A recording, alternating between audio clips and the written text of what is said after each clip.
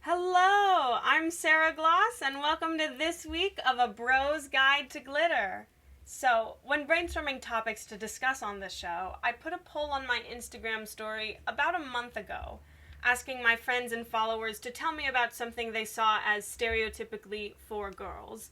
And surprisingly, I've had multiple people mention sleepovers. And of course, this interested me because while there's a lot of scenes in movies about girls having slumber parties and braiding their hair and talking about boys in their princess PJs, there isn't subsequent imagery or movie scenes for boys' sleepovers. Even though sleepovers are not a girls only thing. Not only do dudes have plenty of sleepovers, the overall concept of sleepovers are pretty genderless and are more about kids in general having fun. So, let's take a deep dive into the discussion of sleepovers today. We're going to be discussing what do sleepovers look like beyond the feminine stereotypes presented in media? How have sleepovers changed from the time we were 8 till now? And what are some of our most memorable sleepovers? To discuss all this, I've invited a San Mateo legend. We met in 2015 in Burrell Middle School's production of Shrek. I was Pinocchio, he was Shrek. Since then, we've been in marching band, improv team, and have done numerous shows at San Mateo together. He's a very funny guy, an outstanding leader. Please welcome Adam Hilt. I'm so tired of this Shrek shit. I swear to God.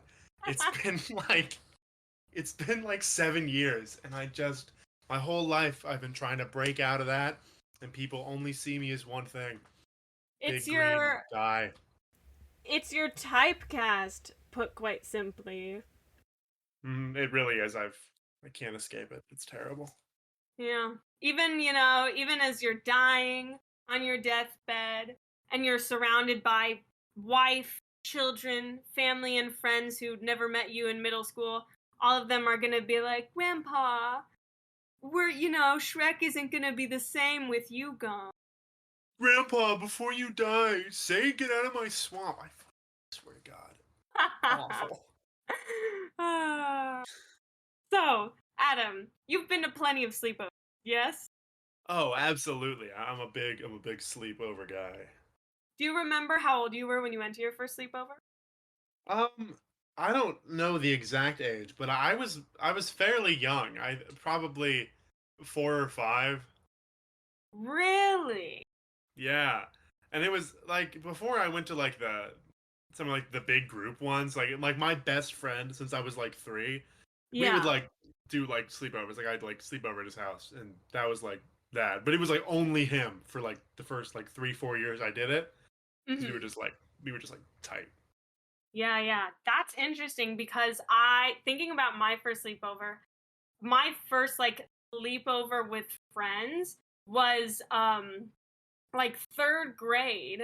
So I was probably like 8 or 9. This girl like had her ninth birthday party, and her parents like rented a limo, and we all drove to Rainforest Cafe in San Francisco, and then we like had a slumber party afterwards.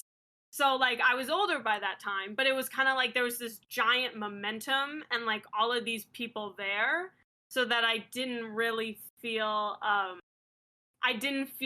it, like felt special, and I didn't feel scared about it. Because the Yeah, weird because thing is, yeah, go once you ahead. make it through Rainforest Cafe, you can make it through anything. Gorillas or sleeping away from your parents. I'm Gorilla. gonna pick yeah, gorillas absolutely are way scarier. Yeah. Because I when I was doing research for this, I found I just didn't realize the importance of like going away from your parents and sleeping in a different house at a young age for child development. And I saw the Seattle Times said that kids shouldn't have sleepovers till they're 10. What the fuck does the Seattle Times know? I did it and I'm fine. I know it seems. I mean, it seems, and that's why I was surprised when you said 4 to 5, because of course I had my first sleepover around that time. But I mean, I think it really is one on one.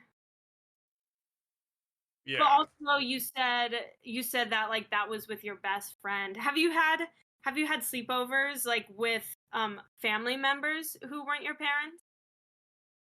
Yeah, my cousin, her mom works for some like company that doesn't really narrow it down, but they like Mhm. travel, they like moved around a lot. Like they lived in Canada, England, Texas, whatever. And so she would visit for like 2 weeks at a time, like twice a year. And every time she'd Mm. come, like the last night before she'd leave, we'd do like a little sleepover. We'd do a slumber party. It was super fun. And I did, yeah, I was probably around the same time, starting around probably 5, 6 ish. Mhm. And so that was, yeah. Because I had, because now that I think about it, prior to like the slumber party I talk about when I was 9, I had slept over at like a family friend's house. Like she was an old woman and she wasn't actually family, but she was babysitting us, and we were sleeping over just because our parents were out somewhere. And when the parents came to pick us up, we had already fallen asleep, so they just kind of didn't bother trying to take us home and let us sleep over.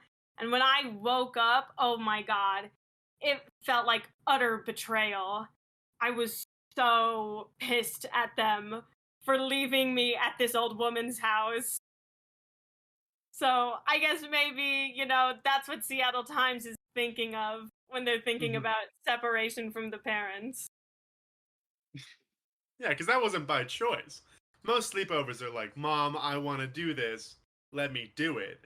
That was like, you didn't know what you were getting into. My It was with parents some old abandoned lady. me. Yeah, exactly. That's child abandonment and going to a sleepover, I think, are two different issues. And the Seattle Times needs to get that straight. So let's play a word association game. So I'm Yeah. going to put 15 seconds on the clock. And in those 15 seconds, you're going to say every word that comes into your mind when you think of sleepover. You ready? Does it have to be one word or can it be like a phrase? Anything. Just any words, anything that comes out in any way, shape, form. Maybe you don't even say words. Maybe you just, make sounds and cathartic. Ah! Yeah. Exactly. You ready? Yeah, absolutely. All right, perfect. Ready, go. Why is it so damn hard to roll up the sleeping bag into the bag? Sleep deprivation. Jesus, I'm hella tired. I'm gonna cry when I get home. Uh, it was good. Disney Channel original movies. Um, yeah, is that That's time? Yeah, that is time indeed. That's pretty, I mean, yeah, pretty accurate. I like the mention to the nod to no sleep, Oh despite yeah, the fact that the name is sleepover. yeah. That might be the one thing that remains consistent from like 8 to 18 is that you don't really go to bed. Yeah, yeah, yeah. In fact, I think the sleepovers where I do sleep are probably just the least memorable. Yeah, because you're asleep the whole time. Yeah. Best part was I went to bed.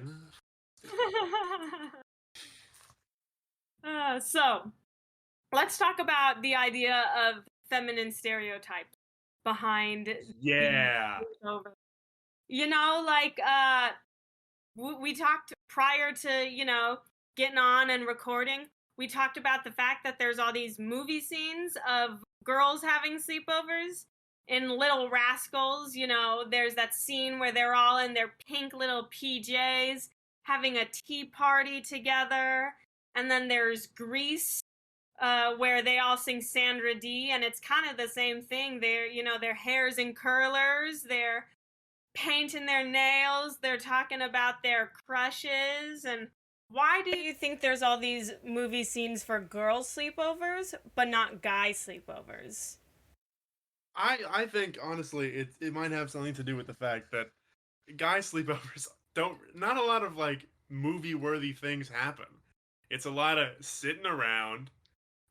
You're playing a video game or you're watching a movie. If you're watching a movie, you don't want to watch them watch a movie. I feel like That's we don't true. like, contrary to popular belief, we don't like sing. That's not a big. There's no musical number at the boys' sleepover. As much as I've tried to force that upon my friends, they don't really seem to be interested in singing. But yeah, I don't know. It's not a lot of. I don't know. I don't think there's a lot of like. It wouldn't make for good cinema. I feel I like don't know. when I think of boys' sleepovers, I think of two things. First off, I think of dudes just kind of sitting around playing video games. Yep. Yeah, yeah. And then the other thing I think of, I mean, in terms of like movie themes, because when I was thinking about like sleepovers and scenes, I thought of the scene in a Harry Potter musical where Quirrell and Voldemort are laying down at night, and Voldemort's like, Quirrell, when are you going to fold the clothes on that chair? But I mean, at that point, they're just kind of emulating a married couple more than a boys' sleepover, I suppose. Yeah. I think the cleanliness of the room we're in is never at the top of the priorities. I think of anyone at the slumber party. I'm sure. I'm sure. Have you ever played pranks on anyone at a slumber party? I think we've many times we've talked about doing it. Like, yeah, whoever falls asleep first is gonna get messed up. But then, as we've established, there's not a lot of sleeping going on at these. So by Yeah, the time someone does fall asleep, everyone else is so damn tired. You're not gonna like, oh, let's go do something stupid because you don't want to move. yeah, Someone else falls asleep. It's not like a punishment thing. It's just an invitation for everyone else to go to bed. yeah, yeah. I think that, like, thinking about the fact that I tend to sleep at most of my sleepovers, the one sleepover where I slept the least was actually one in fifth grade, where I stayed up till 4 a.m. And there was only one girl who fell asleep at a reasonable time, and that was the one time. No, at no other sleepover did anyone say, "Oh, let's play a prank on her, let's do this to her," blah blah blah. But it was that fifth grade sleepover where everyone wanted to go to bed at a reasonable time because we were 11 and we were tired. But the host of the sleepover, she was like, "No, we have to stay up till 4 a.m. And oh, because that girl insisted on going to bed at a reasonable time, we have to draw a mustache on her." But kind of the same thing as you were saying, all of us were like really tired and just like, it happens. I Yeah, also, absolutely. yeah, I also recall watching The Tooth Fairy with Larry the Cable Guy, I think twice that evening. Two time. That's a great sleepover staple. Being like, this movie wasn't good enough the first time. Let's watch it a whole second time in a row. I Well, feel like I've definitely done that. I don't even think it was like because we wanted to watch it a second time. I think that we just like after the movie ended, we just like stayed on the main menu for so long that it just automatically played again. That's definitely another way to do it. And you clearly were so enthralled with the movie the second time you didn't have to turn it off. You know, it's like, yeah, this might as well happen. Might as well watch the Tooth Fairy. Exactly. Might as well surrender to Larry the Cable Guy. God, if I had a nickel for every time I thought that, woof. So, in doing research, I found an article from Good Housekeeping that was like the top 30 things that you can do to make your kids' sleepover fun. And of course, the cover photo was like, little girls in like pajamas in a very pink room. And so the list, some of the items on the list are geared more towards like traditionally stereotypical girl activities. So why don't I read some of the things that popped out to me on the list, and you let me know what you think, what you've done in the past, what you think would be fun for everyone, if there's anything they're missing. Let me read through it. So there's DIY pizza, indoor camping, braiding, cupcake decorating, scary movies, bracelet making, karaoke, pillow fighting, Mad Libs, board games, hot chocolate, manicures, face masks, and s'more? Um, definitely do-it-yourself pizza. My friends and I have done that before. Mm-hmm. Um, Normally, I think at least the first time we were a little overzealous in our toppings. We put too many. We like overloaded the pizza. But I think as time has gone on, we've gotten a little bit better. We're not definitely not good at it, but Yeah, I think yeah. I it's a mean, is fun any activity to go. yeah, I mean, no DIY pizza is really, that Good. good. Yeah. Yeah, but it's just fun to like do it and be like, oh, I made a pizza, and you like have fun like throwing it, even though you're not like doing anything when you throw it. It's like, oh, look at me! You Oh, toss it in look the at me. air. I'm like the Absolutely. Dragonfly Penguin. Yup, just tossing it. Um, it's funny they write scary movies. My friends that I have like had slumber parties with in the past have only done Mhm. that once, and it didn't happen again because I think this might just be a thing with my group of friends. We're all a bunch of bitches. Like we get scared by everything, man. And it ended up being less fun than it should have been because we were all like losing our shit. We're like, oh my god, what is that? We watched like Saw. It was like, Oh, oh my no, god, no. what is he doing to his leg? It Oh was my bad. god. I've had people, I'm the same. I hate scary movies unless it's something like The Shining, where there's like, oh, it's, cinema verite and it's psychological. But like everything else is no. I wouldn't be Yeah, able to sleep. there's no cinematic art about the film Saw. That is just. And I think the third one of those that stuck out to me was pillow fighting. Um, Mhm. I we haven't tried pillow fighting, and I think it'd be funny for like a minute, and then it would become so disgustingly violent. Uh, I I'm a competitive person. I think my friends are pretty competitive. It Well, would go from like, oh my god, look at us hitting each other, to be like, I am gonna kill you with this Tempur-Pedic pillow, and it wouldn't be someone would get hurt, and it would have to stop. And so I think we've done a good job preventing ourselves from going down that path, and I hope that continues. and also you're like 6'5", right? Yep.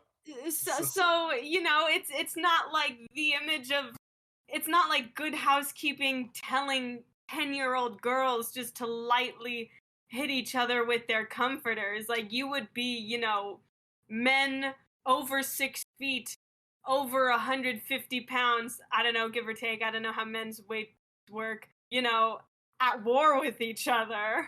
Yeah, it's like Mad Max Fury Road, but with pillows. Just, "Whoa!" So, in terms of like sleepovers when you were 8 versus sleepovers now, how do you think they've changed? Hmm. Well, I think the constant, as I said, is video games and movies. That always seems to be a good starting point. Mm-hmm. I think the schedule kind of stays the same. It's like, all right, we're gonna watch a movie, we're gonna play some games, and then we're gonna talk.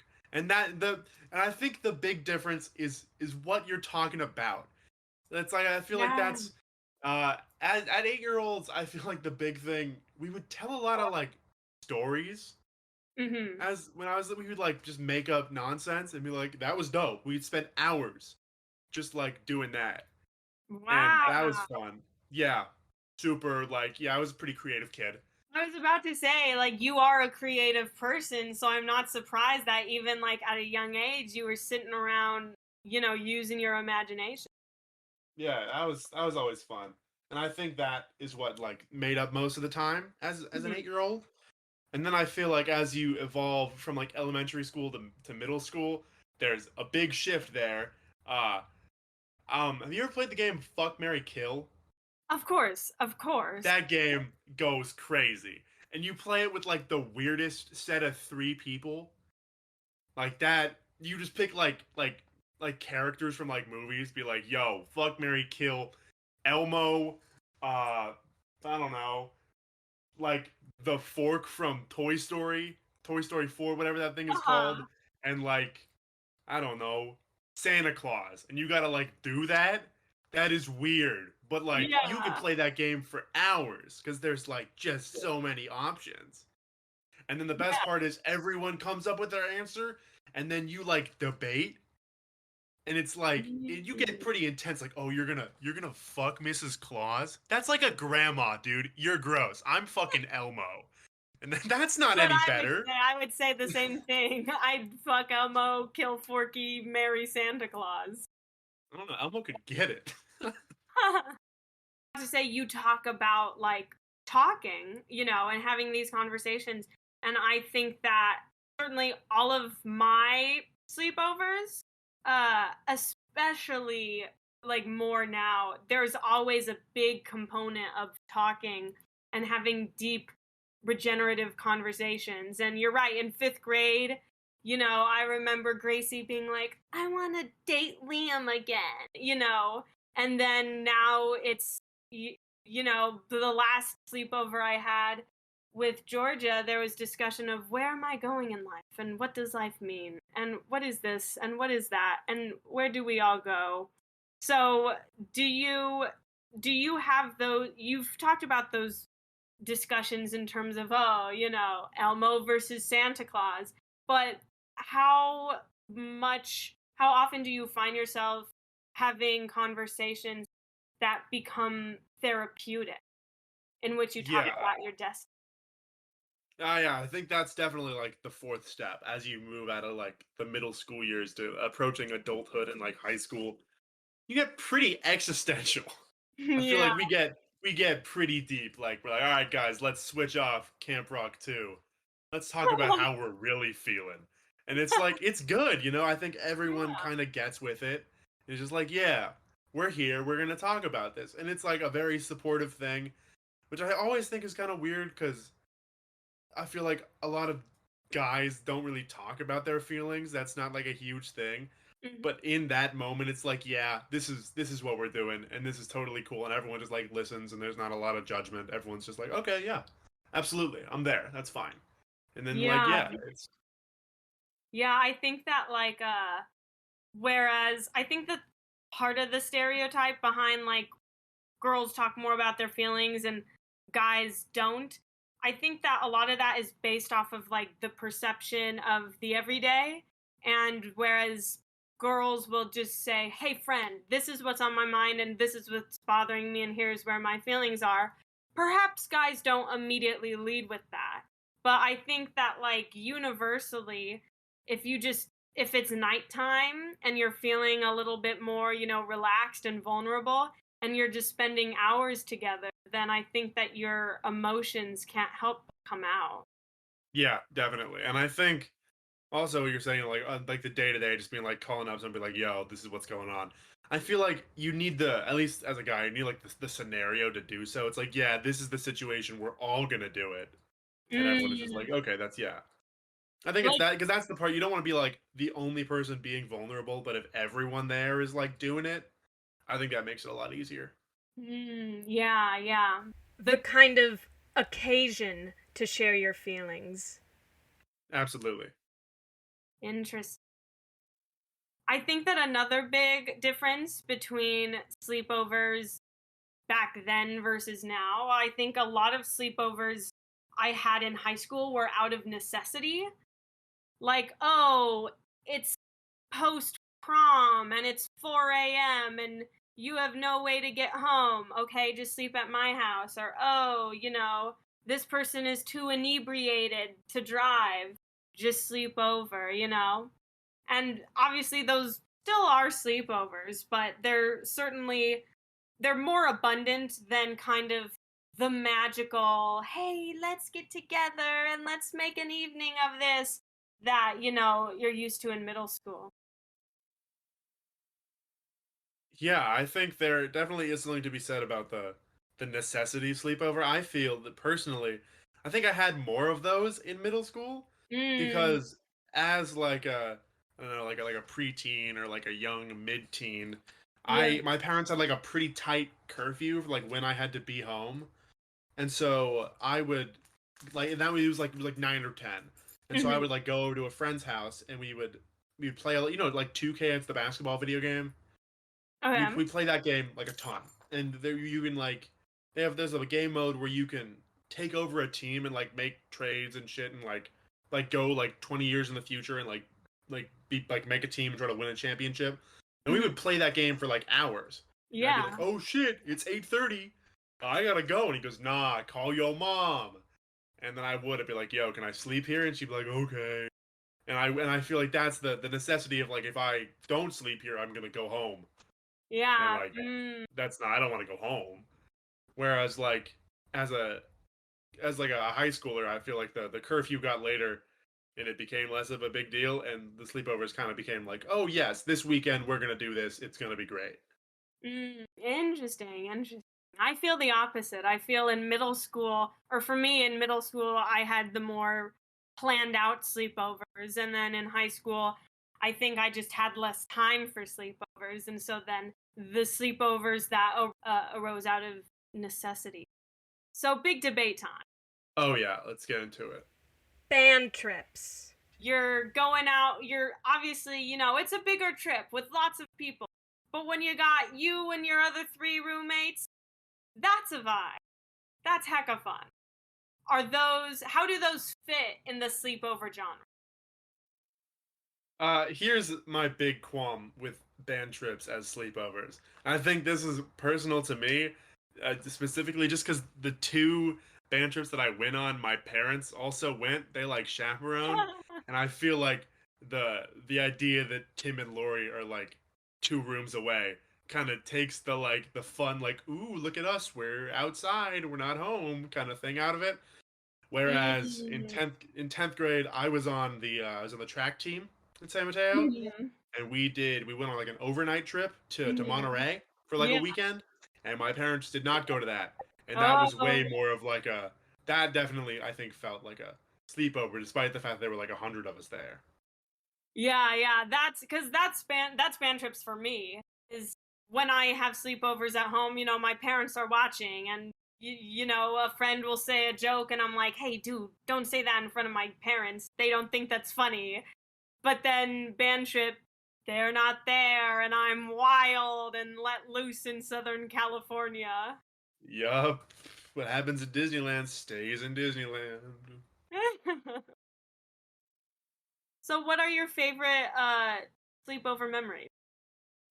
Um, right after I think this is a special one. I've like made little jokes about watching DComs and like shit. Uh But huh. right after 8th grade, like the summer after 8th grade, I practically lived at like one of my friends' houses. And I'd like sleep over there like 2 nights out of the week for like 2 months. Yeah. And every time we like watched through the entire like late 2000s, early 2010s like DCOM catalog, like Camp Rock 2, the Hannah Montana movie. And about midway through watching all of these, we discovered that on Netflix you can switch the language of the movie that you're watching, and we'd both finished taking a year of Spanish. So we thought Yeah. we could kind of like do it. We couldn't, but we thought that shit was so funny, like watching Hannah Montana in Spanish. Be like, that's not Miley Cyrus, and you'd be like, "Hola, papa, soy Hannah Montana." And have like it was thought that shit was hilarious, and I think that has definitely stuck with me. We've always talked about doing it again, and I don't think we ever have because it was like, what if it's not as special? Yeah. Yeah. The energy of each night is just so sanctified. Mm-hmm. Absolutely. Also, I think another big memory is I when I was in like third, fourth, and fifth grade. I think for those 3 years, Mhm. for my birthday, my parents would take me and like 3 of my friends to stay at the Embassy Suites Hotel in like Burlingame, and we'd like sleep over there. And it was so like bougie, like we'd swim in the nice pool, and then we'd go upstairs to the fancy room and like play hide and seek, even though you're in a hotel room, Uh so huh. everyone knows where everyone is. Uh huh. They always had like an old ass Nintendo N64 like console that Mm. we tried to figure out how to play games on, but we were all like super young and couldn't do it. So Uh we'd be on like huh. level 1 of the original Smash Bros, being like, "What the hell is this?" But it was just it felt like super ritzy as like a third grader to be like, "Yeah, I'm going to the Embassy Suites tomorrow night for my birthday," and that has definitely stuck with me. That's actually really, really cute that your parents did that. And yeah, it does Yeah. sound like when you say I'm going to the embassy suites, it does like it makes you think you're going to the conference room. Like there's a bigger, or the ballroom, like there's a bigger dance floor and buffet table set out there. Yeah, it's not like having a sleepover at home where like it's your house, everything is there. It's like, Yeah. ooh, we're going to an exotic locale for my birthday. Yeah, yeah. So, what do you have any favorite band trip roommate moments or Monterey? Tell us about this Monterey trip with Um, field and track. uh, Track and well, field. oh, I think also another big thing about that one is that like we were there and we had our track meet in the morning and then we kind of had like the rest of the day just to like mess around. And you don't really have that much crazy free time on a band trip. Like you're either Mm-mm. like in the theme park like doing that or you're Yeah. playing music. Where they were at one point when we finished the meet, they like just like took us to Carmel and they were like go fuck around for 3 hours and we like did. Like we Mm-hmm. went to the beach and ran around. I almost killed the woman with a rock. That was terrifying. I was Okay. super big on like Yeah. Tell that. yeah. Uh I the two events that I did in high school track, I did discus and shot put. That's like throwing a heavy ball and throwing it the Did disc. shot put in fifth grade? Yes, Burrell track and field is. Oh, No, that's not not middle. Burrell That's at elementary Notre school. Dame Elementary. You Catholic schools and your elementary sports. Blech. No, but I was terrible at all sports. I was openly ridiculed. I'm sure you can imagine. But like the big how you throw the disc is you have to like you spin around Uh to huh. like gain momentum and you throw it. And Uh we were huh. like tossing rocks into the water because we were on the beach. And I was like, all right, watch this. I'm gonna do a spin and throw this rock. And it was like I picked up this big ass jagged rock. Like think of the rock that killed Piggy in the Lord of the Flies movie. It Okay. was like that. Okay. And so I picked it. I was like, watch this spin. And I went around and it went out so early and like flew Oh. across the sky and like landed on like the cliffside, like probably like 15 feet from this lady and her child. And luckily she was like a hippy dippy, like, oh, I live on the coast kind of lady. So she was like, whatever, kids are kids. I was like, I'm so sorry. She's like, ah, it's fine. I was like, okay. But I was like, yeah, good thing it wasn't too early because she would. There's no And she and her yeah, kid would have been, rock and rolled. yeah. It's been a little rough, and you can't Yeah. do that on a band trip. Whoa, No, no, no. But because you haven't been on the New York trip with Dan's, have you? no. Because that's like way more controlled. Like band trips are like, anarchy compared to New York trips. New York trips, it's get up at 6 a.m. We're gonna be here at exactly 7:55. And then once we get out at precisely 9:45, you have one of these three specific things to choose from, and you will stay with your group for all this time. And in these 10 minutes at 5 p.m., that is when you are going to change into different clothes and use the restroom. And therein lies the difference between the two Tribuzies. Exactly. That's exactly it. Exactly. He's he's just like, yeah, you wanna go to Disneyland? Go play in the park. Just be here by the time you're supposed to be here. And if you're not, that's fine. Doesn't really matter. Uh, and she's just, if you're not here, you will die. Exactly. Exactly. But I think that in terms of my own memories, I was trying to think of my favorite sleepover memories, and I think that in terms of traditional sleepovers, because a lot of my high school sleepovers have been necessity sleepovers, even though they've been with my, the friends I have now, they're not as memorable as the band trip sleepovers, and which obviously the band trips they're memorable because they're trips and the day is fun, but the night what, as soon as you get into your room and you're all chilling, I feel like that's its own separate timeline and separate monster. Yeah. And I think that my favorite hotel band trip moment was, remember your freshman year, my junior year, San Diego, when there was that was the trip where everyone would just leave their rooms and just Yep. go co-mingle with other people's rooms. And of course I did that too. I think I I went didn't. to Never once. really. Yep. I was a good guy But you until never our truly lived, Adam. You never truly lived. Because I would go to D'Angelo, Nick, Reichmuth, and Ralph's, and like I think Caitlin went there as well. And we just like, we hung out. I never got caught. Nothing bad ever happened, and we just like chilled out and we like went through the TV guide or whatever. But other people were way less slick and were getting in trouble and they were being loud. And I remember there was one night when like shit kind of hit the fan in that sense. And I had heard about it all from T and Stephanie DeLurgio.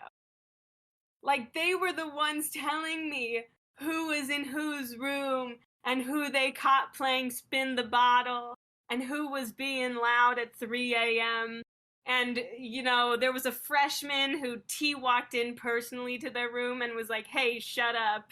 And this freshman cried because he thought that because T came in to tell them to shut up, he wouldn't get into jazz band the next year. I know who you're talking about.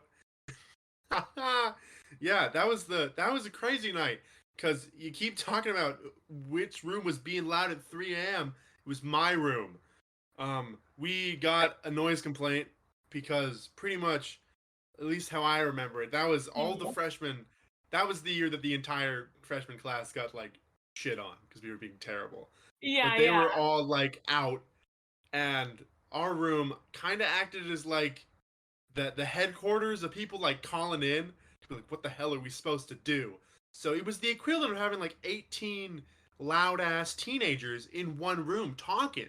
So You're like, what are we gonna do? They're gonna get us. you say that you never left your room, you never snuck out, and that's because everyone was sneaking to you and you were the No, rain. no, no, no one came to our room. They all like called to be like, guys, what are we doing? What's gonna happen? I don't know why they called us, but they did. And then we got a call from the front desk being like, we've received several noise complaints to your room. Please stop talking. And we were like, okay. And then T called us, and he was like, what's going on up there? And we were like, I don't know. It's just a lot of noise. So yeah, that was a great time. Ah, do good. Do good. Ah, what memories. Yep. It got better. We didn't get in trouble the next year because we all knew better than to mess around. Yeah, then to do that. Well, and I remember the next morning, like, T and Stephanie getting in the front of each of the buses and saying, like, hey guys, like, these are the rules. Like, once you get in your room and we check on you and we tell you to go to sleep, like, we want you to go to sleep. It's for your safety. It's blah, blah, blah, blah, blah. And then he went, but also, with you guys sneaking out in your rooms, you're really not good at it. And he started to like he shat on everyone less for sneaking out of their rooms, but more for the way they did. And in like critiquing them on their methods, he like gave people guidance. He's like, you can't say you're going out to fill your ice bucket if you don't have your ice bucket. You can't say you're going to talk to the front desk if you don't have your shoes on. And just kind of like giving people more advice to break the rules. Yeah, I was saying that my parents like chaperoned that trip, and Mm-hmm. they have a whole different view of that like that night, and so Uh-huh. they'll have like see field shows and stuff of music programs, and they'd be like, "Oh, that's the girl that was trying to get ice and didn't have a bucket." And it's like, that's a person, Lori. But they like only know them as that one thing. I think that's so funny. Oh, classic. So, usually, this is where I have the segment Convince Chad, which is where guests would confront a hypothetical douchebag named Chad and explain the topic to him. However, I thought that in this case, it would be more fitting if you explained how sleepovers aren't just a girl's thing to a girl who thinks it is. So, I introduce the debut of Convince Chelsea.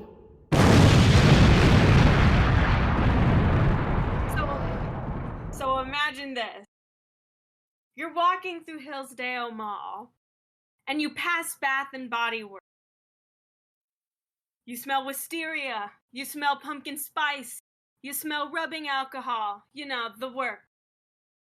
And as you're trying not to pass out from the extreme aromatic sensations, a clique of high school girls walk out, and one of them, let's call her Chelsea, turns to her friends and says, "Sleepovers, those are for girls only. Boys don't have sleepovers." You're enraged.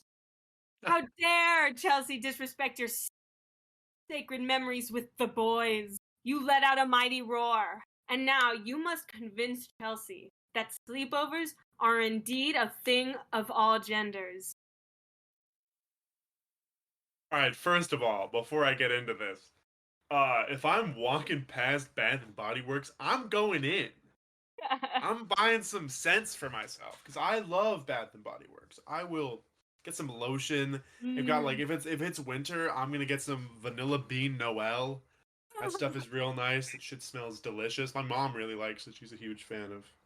My dad doesn't like it.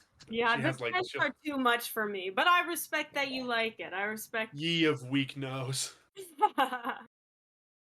All right, so but sleepovers are not just for girls, you know? There guys can have a sleepover too. In fact, we do, you know? And it's not too different. I mean, like it's just like you're just chilling with your guys. But it like I feel like most of the sleepovers I've had, it's just like an extension of what you were doing anyway. You just like go to sleep at the end. It's not like it doesn't always have to be some big like to do. It's just like okay, we were doing this. We're playing this video game at like six in the afternoon, and then we're also playing the video game at 12 o'clock at night. It's not like this is like oh no, once you hit the nighttime, you guys boys can't do it anymore. It's like anyone can do it. Come on, get it together. I think that's a pretty sound argument. Thank you. Well, Adam, thank you for being on this episode of A Bro's Guide to Glitter. Thank you for having me on this episode of A Bro's Guide to Glitter.